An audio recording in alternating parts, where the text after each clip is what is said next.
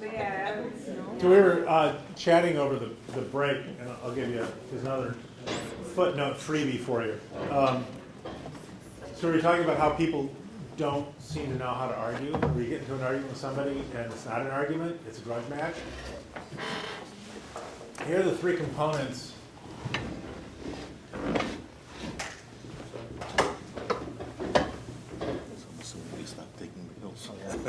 The three components of any argument from the Greek. So ethos is character, right? So like when I started talking, that's the first thing I did. I told you about me. Why?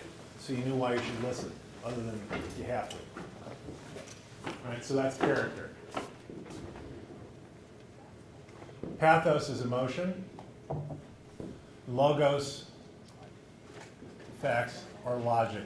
Every good argument uses these three components. You mix them up depending on the situation, right? On how you want to structure that argument. So you start with either ethos or pathos, then you go to your facts, and then usually end with pathos. If you learn how to do that well, there is not an argument you will not win. That is one of those little secret keys to the universe. That any good argument works exactly like that. And here's an example, real quickly. Here's an example of that structure. So I told you my PhD is in applied chemistry. Although I'm an anthropologist, I got that PhD in applied chemistry not just to get a PhD, but for a very personal reason. My sister has a very grave disease. And she's been very ill for many years. And I wanted to get the PhD in applied chemistry to be able to create a device that would, with a single finger stick, identify this disease with greater than 99% efficiency, because that would allow early identification, early treatment. Fewer people would have to go through what she went through. I've got it down. It's handheld. It's a single drop of blood. They'll give you a 99% accurate answer in under 5 minutes. I just need about like $150,000 of capital money to finish it off and make a prototype that I could then take to like Thermo Fisher and sell. And it's not the money really. It's what it means to me and to people like my sister. It was all a lie. I made it all up, right? And yet you're wrapped. You're watching and you're like, this is good. This is better than the ethics crap. Some more in it, right? That's what I started with, right?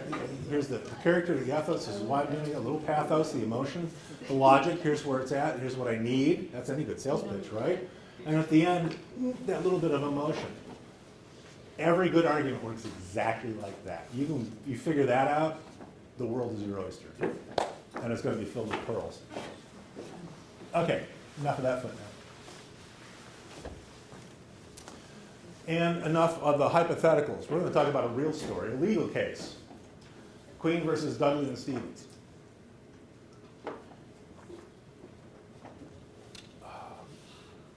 Okay. This is actually in law schools. This is a fairly famous case. And it goes on it's a fairly long case, but I'll give you a summary here and we can talk about it.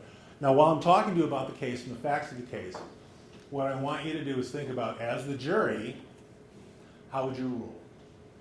Okay? How would you rule?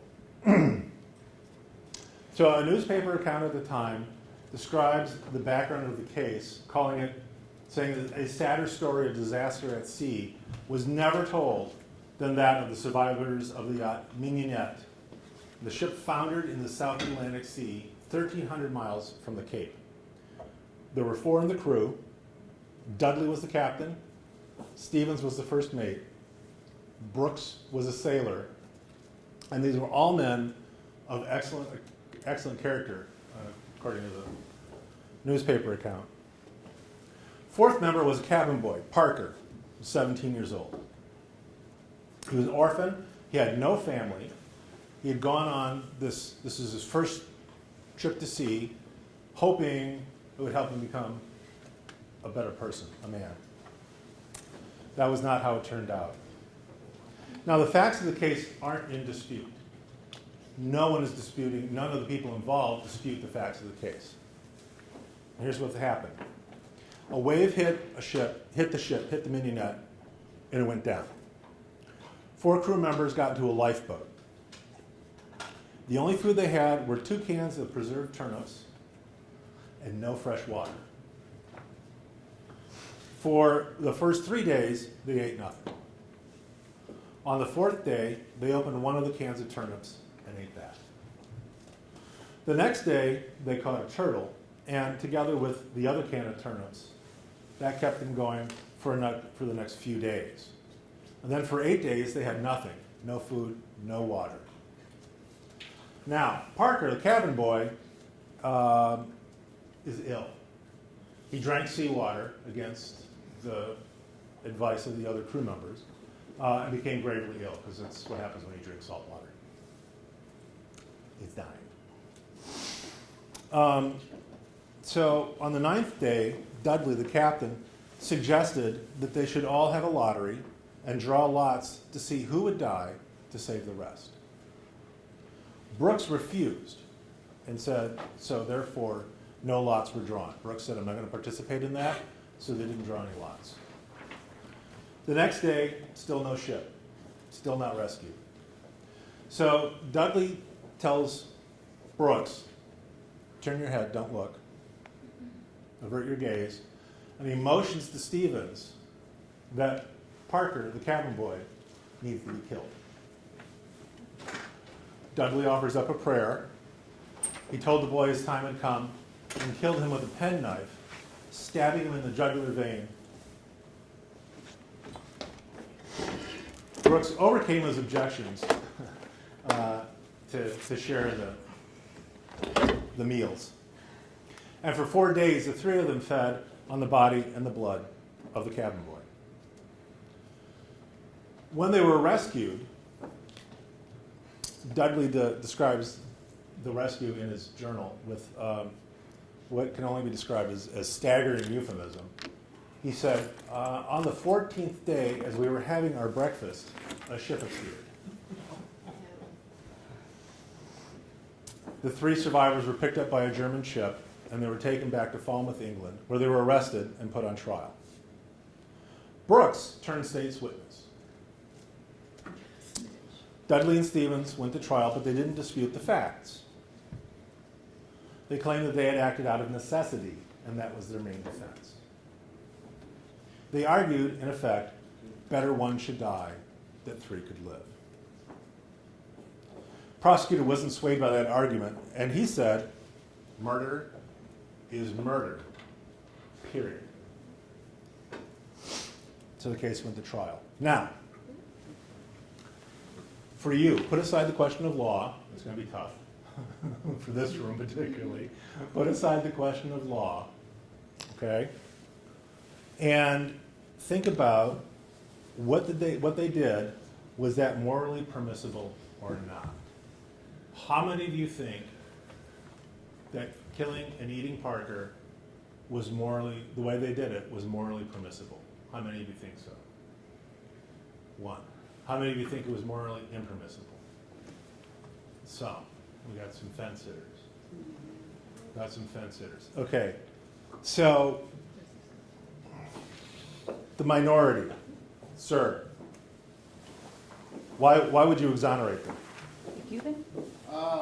He's going to die anyways. I'd rather live. He was going to go home and be a trolley track worker, so he was doomed anyhow? Yeah, he's already dying, so I'd rather live and eat him. So you're agreeing with the defense that better one should die that 3 could live? Yeah. Okay. What about the majority? Raise your hand, because there's more of you than there is of him. So why do you think it's morally impermissible? I would die myself. It's not going to, it's just not, It's not eating people is worth it. bad. Yeah, It's it's not unilaterally. worth living. So if Parker had died of natural causes, would it be okay? No. No, It's just yes. gross. Why I yes? say yes. Why? He's dead. He's dead. You caught him. You ain't right. Okay, he's still, Just for you to live, you have no choice, and he's dead. so your objection, your moral objection to this is the killing of Parker. I'm on the fence. You're at the fence. I'm really You're still in thinking- shock from the trolley accident. Yeah, I really think that, I think I would've went with, he's dying, kill him. Okay, Again, you're saving two lives. right. Someone else who would offer up the prosecution's viewpoint? I think the manner of his death Yeah, 30. is important. In one sense, if you let him die, then you have the Donner Party of the Argentine Plane crash. Chilean Right, soccer team. soccer team Yeah, that was yeah, in the yeah. mountains. Right. They were dead. So what you're saying is that then after Parker, then who's next? Sorry? Once you're done eating Parker, who's next after that? Is he still dying? Well, that's Right, is that sort of the? That's jumping ahead, but I think focusing on this thing, what happened,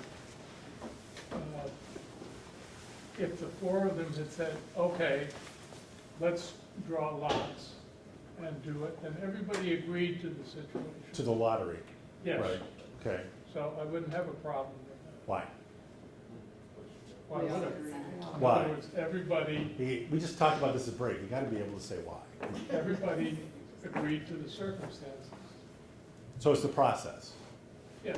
And it's- In other words, everybody agreed that we don't have enough to sustain four people.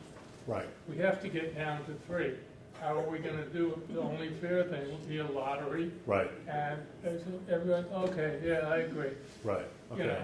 and So- who cuts the straws, I don't know, but So you're holding strong, you're like, go ahead, no, go ahead, take one, go ahead. here's a guy who's thinking, you know, I may get out of this if these guys get them. Right. Okay, That's the part I find objectionable. so of those who find it morally objectionable, would a lottery, a fair process, have been acceptable? How many? How many would change their minds if the lottery was fair? Well, if Parker's too weak to vote. That wouldn't be my concern. My concern would be if Parker's too weak to eat. What about Right. No, the, they, what about the Parker might be diseased because Well, he that's, drank again, the water and God knows what is in his body? Right, Do right. you really want to eat him? Well, given that or dying of starvation, So you're gonna eat him? he wasn't vision, die of starvation. but he said that he wasn't too weak to eat because they ate him. No, if he wasn't sick, I don't believe in killing anybody. So, right, well, yeah, there's that. So, let me get back to this notion though of process because it's important. So, even if there was a fair process, that wouldn't change your moral stance on this? It would. It would. How many, say it would if there was a fair lottery, right? And Parker I go, was part of it, right? He got to choose. Yeah. So a few more of you. right? Parker's not there to say that the lottery even existed. He's not there to defend himself. Well, that's Like, true. How do you know they didn't just come up with this story? Well, because they told the worst lie ever if they were lying. Yes, we did it. It's probably the worst lie. But there kind of was a lottery because two were in on it and one wasn't.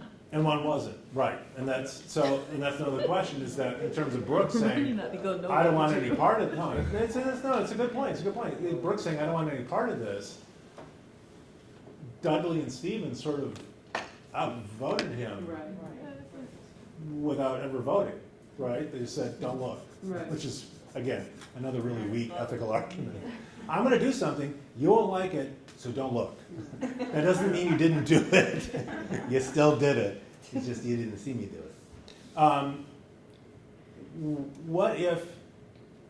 What if Parker had offered himself up and said, look, I'm dying anyway.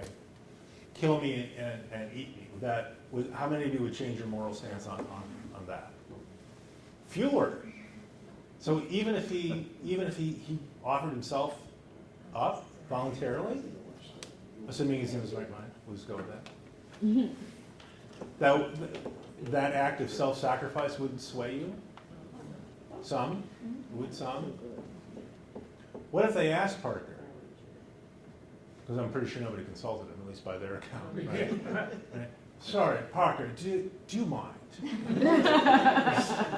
Leaving an hour early. It's been several days now, and, well, frankly, it's hard. Would that have changed? Would that change your viewpoint? If they had asked for Parker's consent and he gave it? That'd be like assisted suicide. He agreed. It would be exactly assisted suicide. Is that, so how many, you're all like, I don't want to eat Parker, I just don't want to eat people. How many think eating people is just categorically wrong? Right? Under any circumstances, no matter what, categorically wrong to eat people, right? That's what you're saying? But as a juror, I don't know if I would condemn them because I don't know what I would do in that situation. I can't decide. That's why I'm on that's why I'm on the fence, is because I would think that I wouldn't, but I really don't know. Right. And that's And, why. and that defense of it was necessity. Right. I mean, it rings with us a bit, but we're not in the boat. I don't know. Right, sunburned and starving. State to run. Exactly. Yeah, That's right. why I can't decide. Right. And you know how many turtles are left? Okay. Sir? There was a true story about an airplane went down in the 70s and they did eat people. Yeah, that's the one he was referring to, it was It's called airplane. Chilean's, soccer, I think it was soccer? Yeah, Soccer team? Yeah. Yeah, this is the precursor to that. So all in all, given the current circumstances, let's take another vote. How many would agree with the prosecution that murder is murder and they should go to jail? Did you change your mind?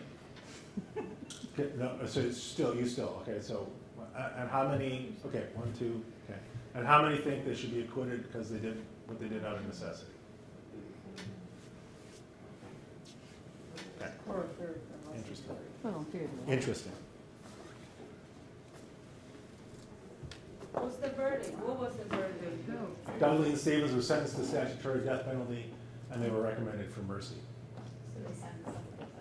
They said, yeah, what you did was wrong, but we're not going to double down on the issue and kill you for doing it.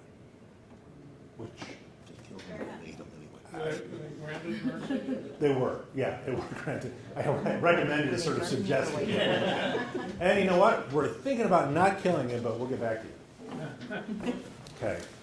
So there's some issues here that pop up, and these are the sorts of things that pop up on a regular basis, and we'll actually end up spending a little more time talking about the rest of this afternoon. The first part is Parker's consent. Does his consent, either self-sacrifice or saying yes when asked, matter to some of you a bit, right? Because otherwise, well, he's a cabin boy. Who cares, right? He doesn't have any family. He didn't have any friends. He didn't really have anything. So who's going to miss him? He's the one to eat, right? But all y'all sort of balked at that. You didn't really like that. We'll touch on why later. You had mentioned about process, and some people had said process mattered. We are far more likely to accept the outcome of a process if we think it's fair. Even if we don't agree with it, we'll still accept it. That's huge in our judicial system, in our criminal justice system. If we know the process is fair, even though we don't like the outcome, we will still accept it. Problem is, we've all seen instances on both sides where it's not fair, and that makes it difficult. The argument about Parker not having anybody, and well, why wouldn't you eat him? I mean, the other guys are going to go back to wives and families and careers and, right, go on to do good things. Parker didn't have anybody.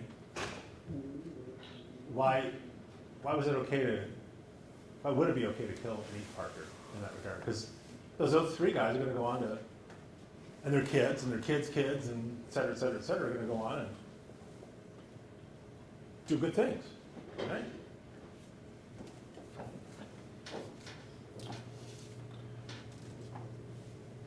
And then finally, for a lot of you, murder was just wrong, categorically wrong. Not now, not ever, never. Just not eating people, period. Right? I'll eat as much coleslaw as I can. I'm just not eating people. Not going to that particular picnic. And that goes back to those two categories, the consequentialism and the formalism, right? The categorical idea of some things are just wrong, whereas the consequentialist is, what was the outcome? What happened, right? What was the benefit?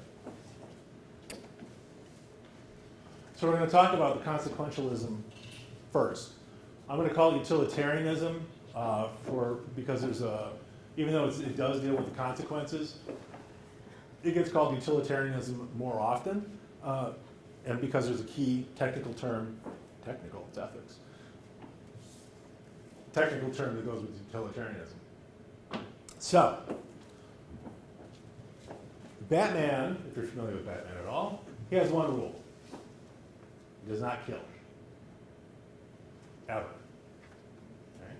Joker has got 0 rules. In fact, his only rule is there are no rules. Right? He's got no rules. He can kill as many people as he wants, and in fact, that's kind of his goal.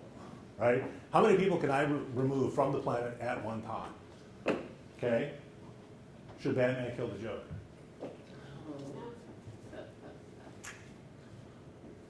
See, most superheroes are utilitarian. It's okay if Superman crashes through a building because he saved a plane full of people, right? The outcome is great, unless you were in the building. But even though those 7 people in the building got killed, he saved 234 in the airplane. That's utilitarianism. That's the outcome. The categorical one that we'll get to after we talk about utilitarianism, Batman is about the only categorical superhero out there with one rule that he never breaks. Everybody else is morally flexible. Okay?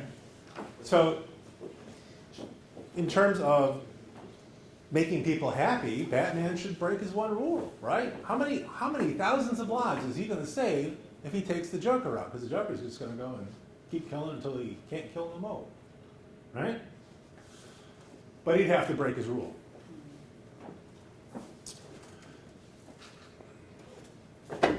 Thomas Hobbes, and you've either heard of him or you've heard a line from this book, very well-known book called Leviathan.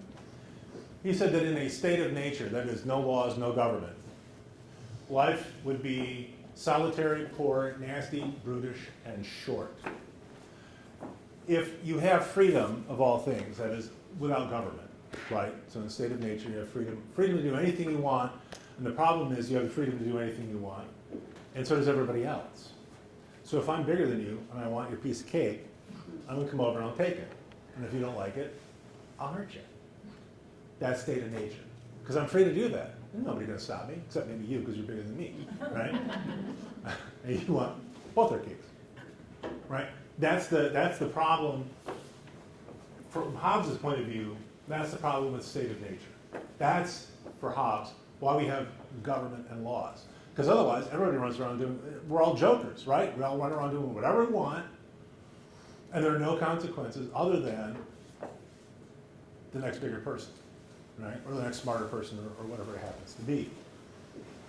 So the right to all things is bad for that very reason.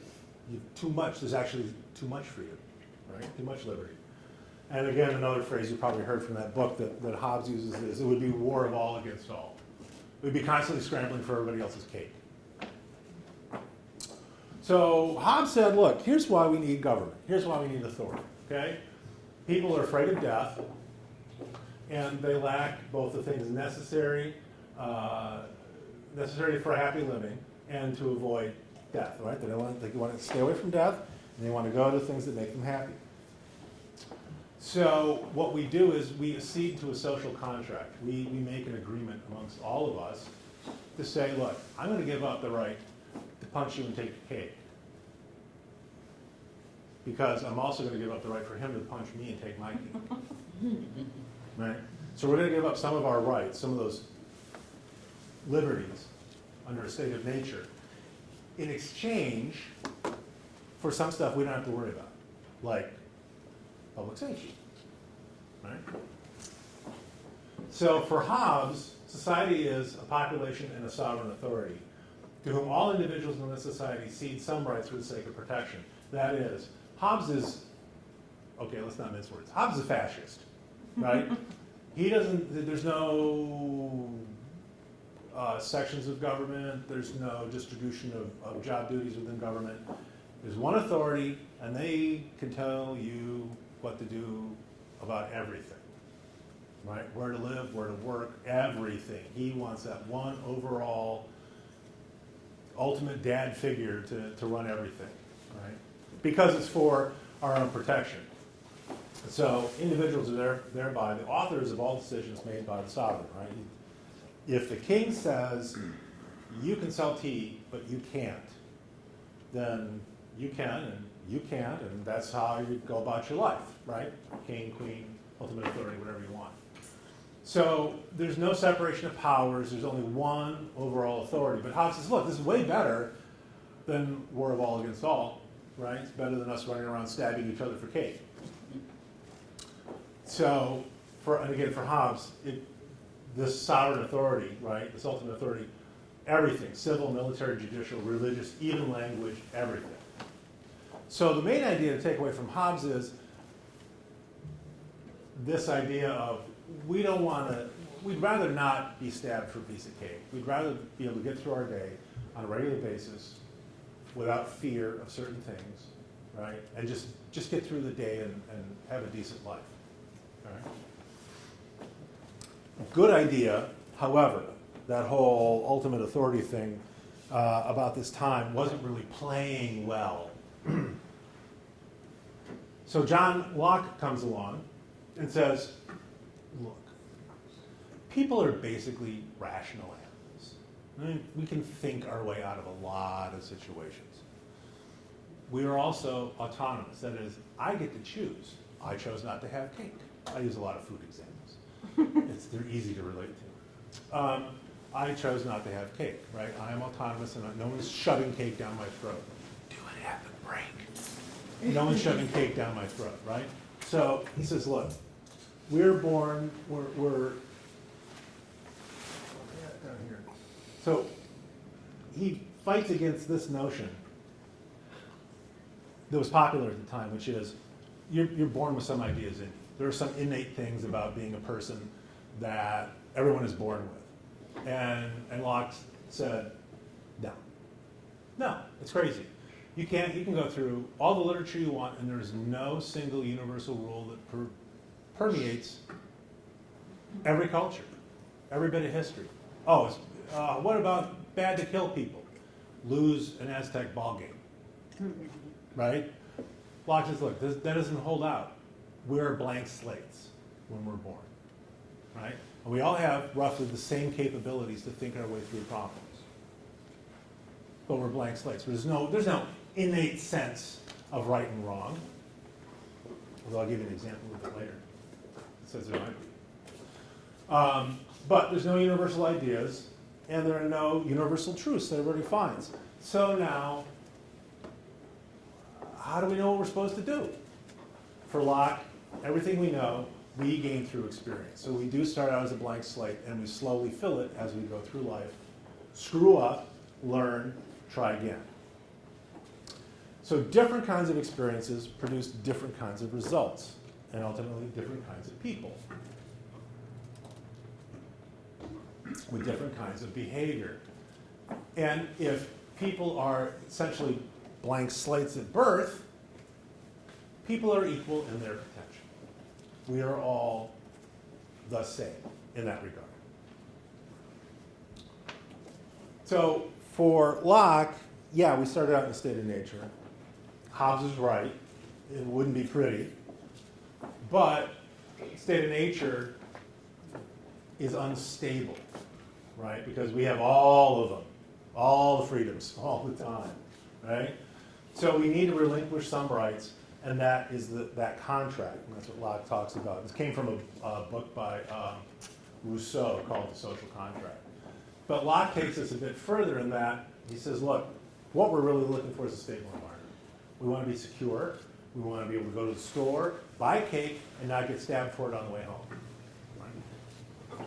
So we have, by giving up certain rights, stabbing people for cake, we get protection from physical harm, security in your possessions. Locke was big on possessions. Ability to interact and cooperate with other people in a stable environment. Now, if that sounds kind of like doing business, kind of was, Locke basically set up the argument for capitalist society. Because at that time, if the king or queen said, you can sell tea and you can't, that was it. And if you said, but I want to buy tea from him, it's cheaper. Nope, he's not allowed to sell tea. The ultimate authority, what Hobbes was anxious for, was real in that kings and queens. It was royalty. People who thought their value came simply because of how they were born. Right? I was born royal. Of course I'm better than you, peasant. Right? That's the mentality. And Locke overthrew this idea, and said, no, no, no. We're all the same. You just happen to be born into a rich family, and this guy over here didn't. But you're basically fundamentally the same. What works out in the social contract is we get a method to resolve our conflicts. There's no more stabby for the cake, right? We're going to sit down and figure out some rules about who gets how much cake and when. And we're going to abide by them because that way there's less mayhem. There's less nonsense, right? We can all get along. So, not an authoritarian way like Hobbes did, but Locke argues for a non-arbitrary rule of law that we all agree on. And that is key, that first bit, the non-arbitrary bit.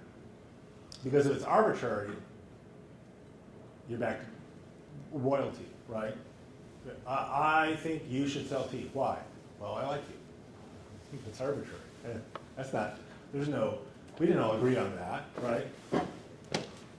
He also advocated separation of powers because Locke knew people were people, right? And that the other thing is that revolution is not only a right, but also an obligation.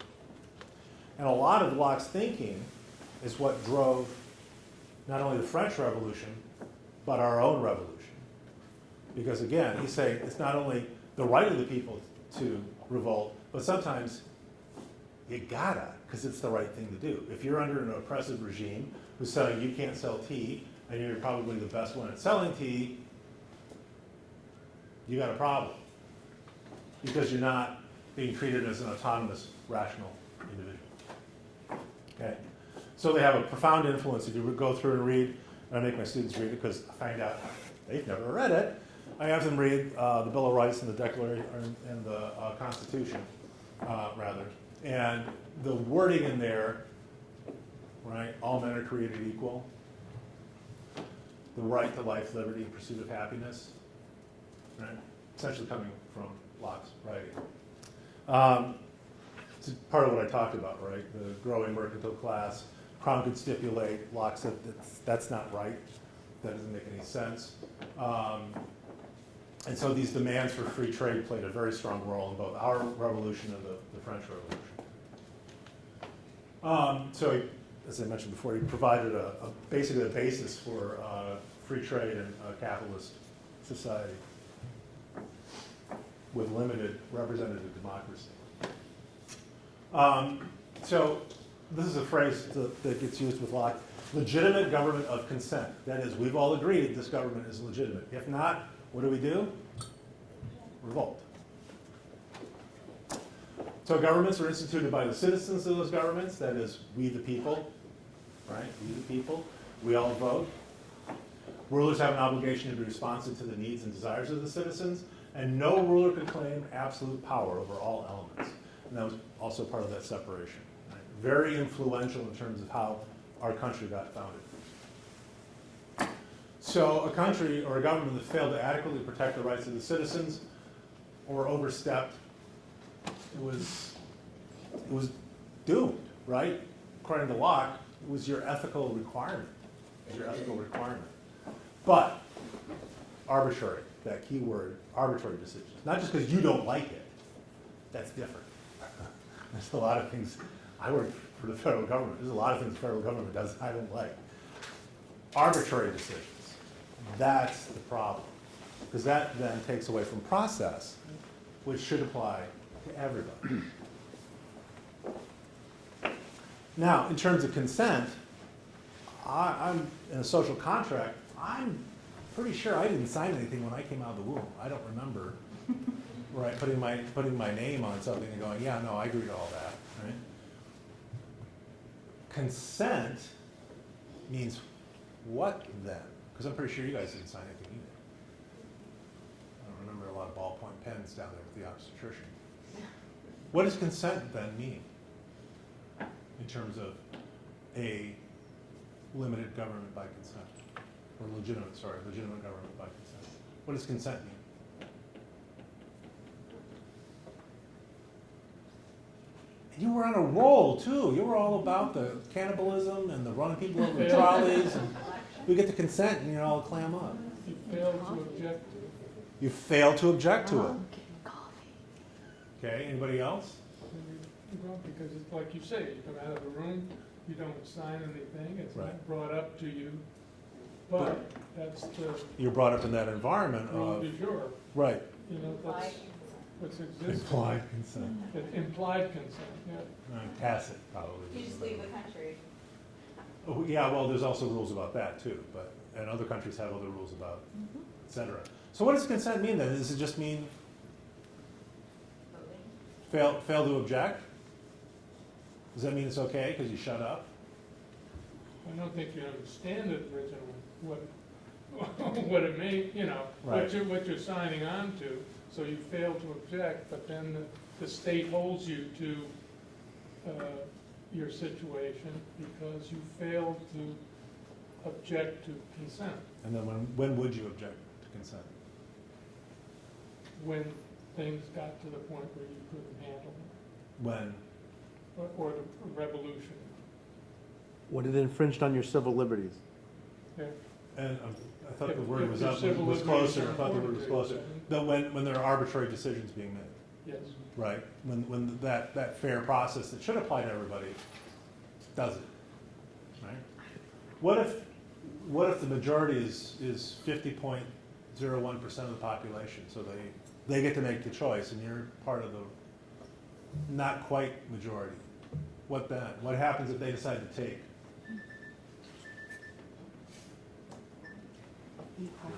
Yeah, I didn't expect you to have an answer, I'm just saying.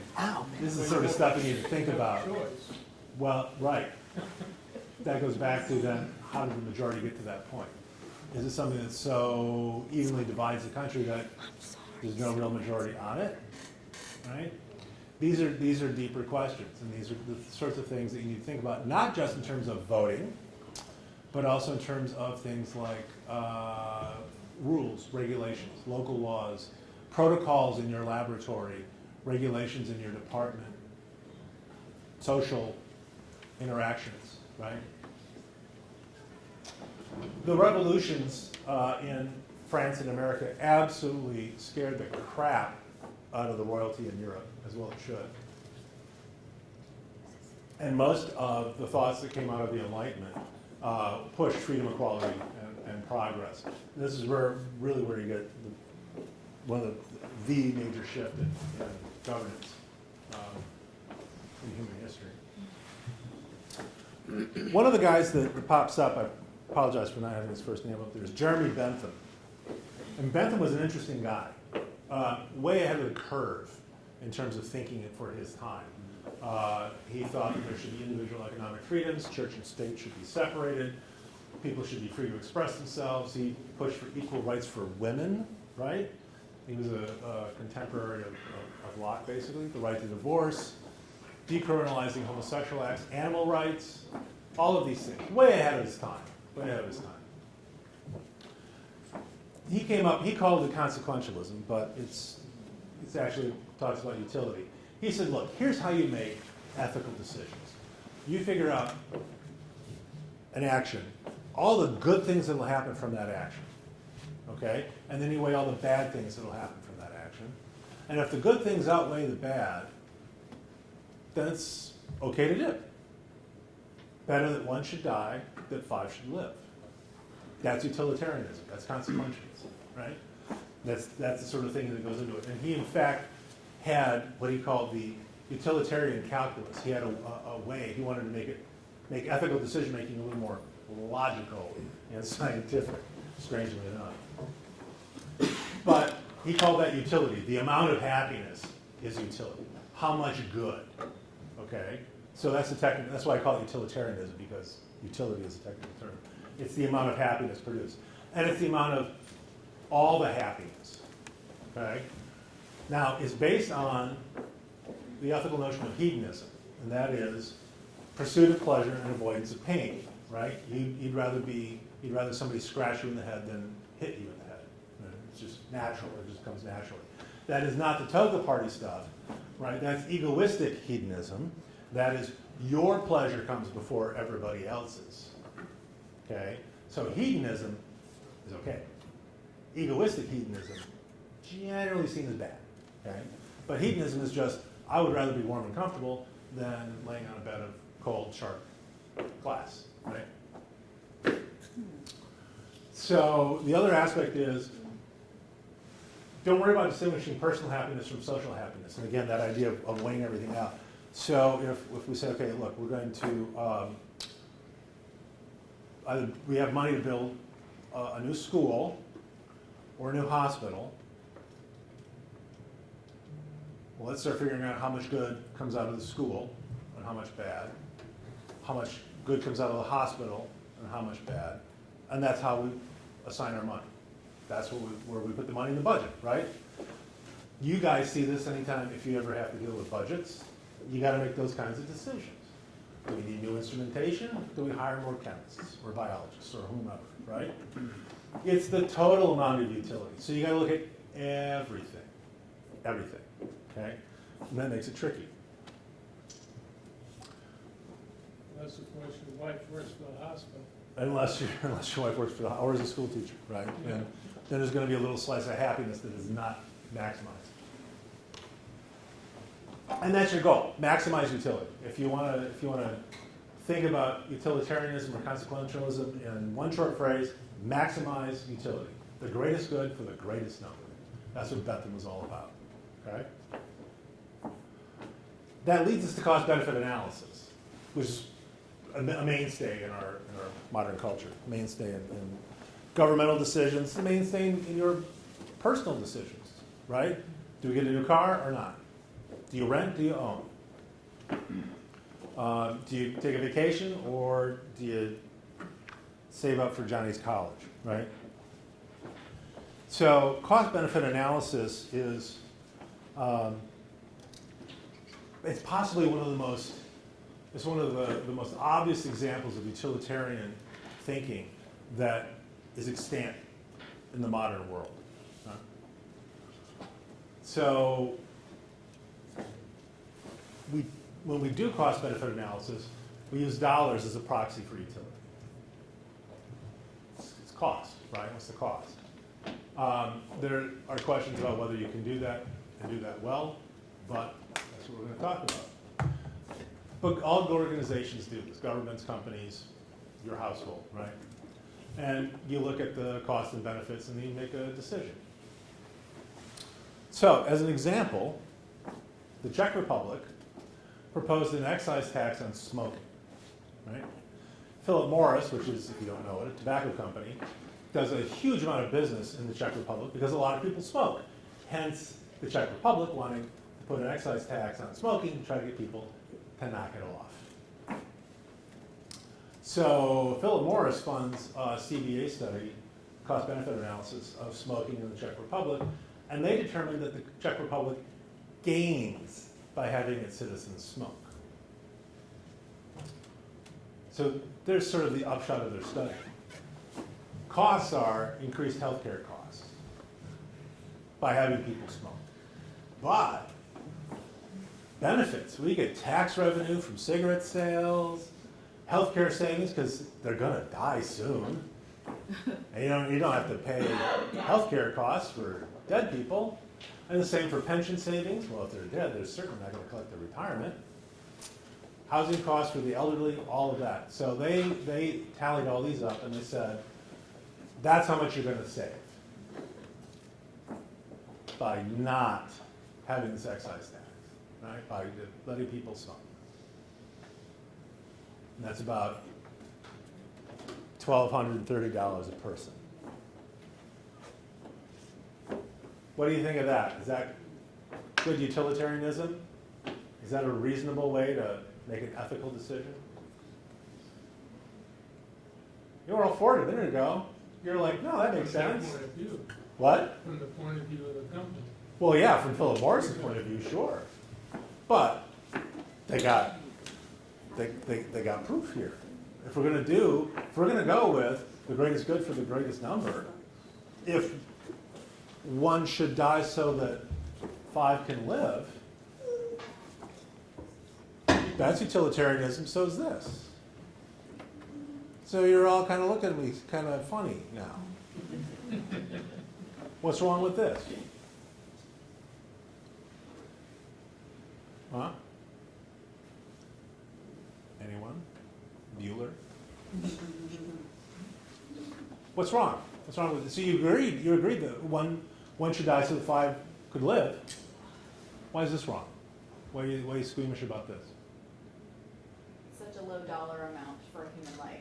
What's the right dollar amount? There is no right dollar amount. It's gonna be, it depends on a person's viewpoint. So you can't ever put a dollar value on a human. Oh, sure, insurance companies do it all the time. Okay, then so what would be a better number?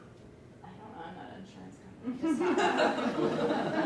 The study was looking at it Depends who from you the point of ask. view of the government. Right. Well, So, and like you The said, government's interests are paramount here, not necessarily. well, I would say that might be the government's interest as well, right there. Yeah, You're right. but I'm saying the whole thing is configured around what's best for the government, not necessarily what's best for the people. For the people. Well, you can't say 147 million is going to benefit the people any more than anything else, you know? Well, right. What's the GDP of the Czech Republic? Right, depends on how they spend that How to use 140. it. Even if so let's say we're gonna build hospitals with this. Is that still okay? No. No. You're gonna get hospitals out of this. Right, then you're gonna have, save more lives in hospital. Just increase tax. Just increase taxes, All the it's people okay. smoke. Yeah. That's popular. So how many people think it's wrong to put a dollar value on human life? Happens all the time. You guys are all good utilitarians, well, most of you are.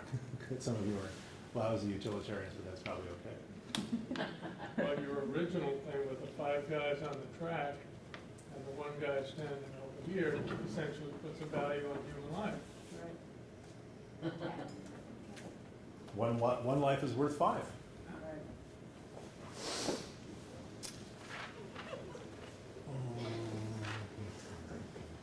Okay, well, here's another one that does put a value on human life. Some of you may be of the appropriate vintage to remember these. So the Ford Pinto, if you don't know, was a subcompact car, teeny little thing, tiny little thing. Really popular at the time, but it had a design problem. There was the fuel tank was in the rear, and there was inadequate shielding around the fuel tank, and if you rear-ended them, they had a tendency to burst into flames. Like a high tendency to burst into flames. Almost 30 people were killed, many were injured. 2.2 million vehicles were out there, 1.6 million of them got recalled, right? And that's what a Pinto, a non-inflamed Pinto looks like. So, couple groups sued Ford, and they found internal documents. Ford had known about the weakness in the fuel tank before it put it on the market, and they had done a cost-benefit analysis on that. And they said it would be cheaper for Ford to pay liability for the burn deaths and injuries rather than modify the fuel tank to prevent them in the first place. They had a patent, they even had a patent on a better designed gas tank, right? But that cost and styling ruled out changes in the gas tank that would affect the Pinto. So here's their cost-benefit analysis. $11 per part to make the Pinto safe.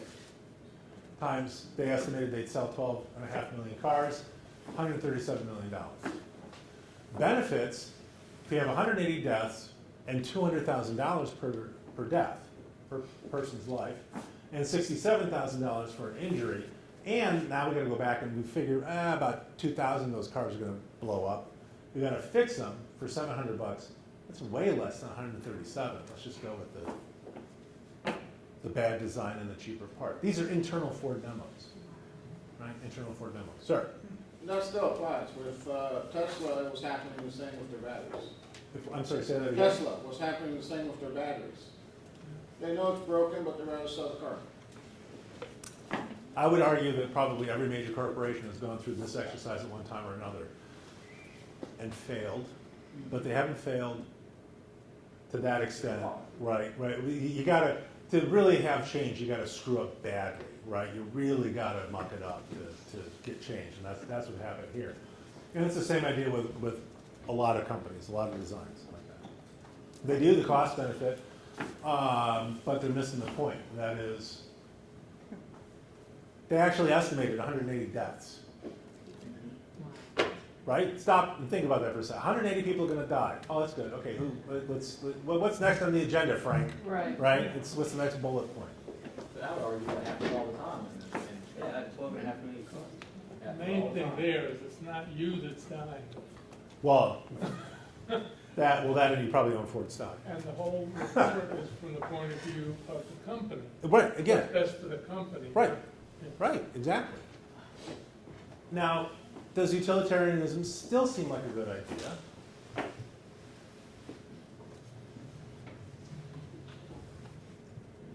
Kinda, right? I mean, they did include a value, or a measure of the value of a human life, $200,000. And it's still just for inflation. You know, it was 73. I don't know what the number would be, but it'd be a lot more. So it's okay they put a value on human life in their utilitarian calculus. Bentham would say this is fine. Bentham would say you maximized utility. You came up with the greatest amount of happiness, right? Right? For who?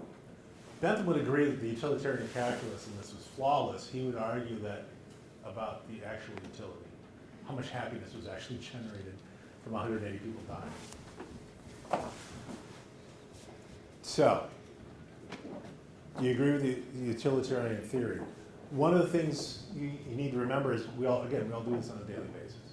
Even if we're not actually counting, right, we do this on a regular basis. And it is a mainstay of government and corporate America, or corporations worldwide. Now, if you still think utilitarianism is fine, just remember that the Romans used to take prisoners and people that they didn't particularly agree with, including Christians, and throw them to starving wild animals in the Colosseum. Now, if you think that's a terrible thing, you're not thinking like a utilitarian, because think of the collective joy of the Romans in watching these horrible people get torn apart by wild animals. How do you possibly compare the suffering of one or two people to the absolute joy of tens of thousands of Romans screaming in ecstasy that they're being torn apart? That's one of the issues with utilitarianism. That's one of the criticisms, is that it depends on who's happy. Not just how many, but who's happy. And also, what kind of happiness is being generated? What's the action that's being taken?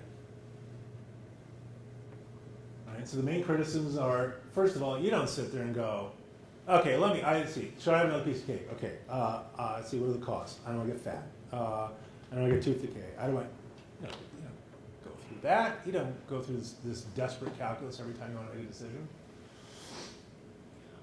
And what about the minority, right? What about the people being eaten by the lions? Anybody ask them?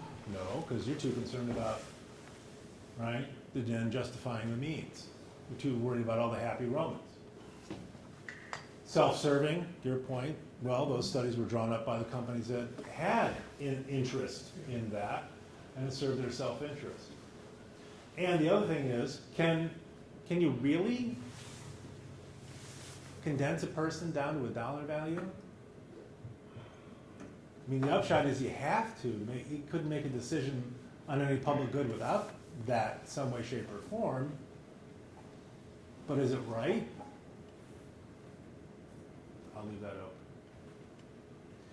So that's, and obviously you've heard that phrase, but that's one of the big criticisms, is that the end justifies the means. So if your goal is to maximize utility and make everybody happy, thousands of thrilled Romans, that can justify some pretty terrible means, throwing live people to starving animals.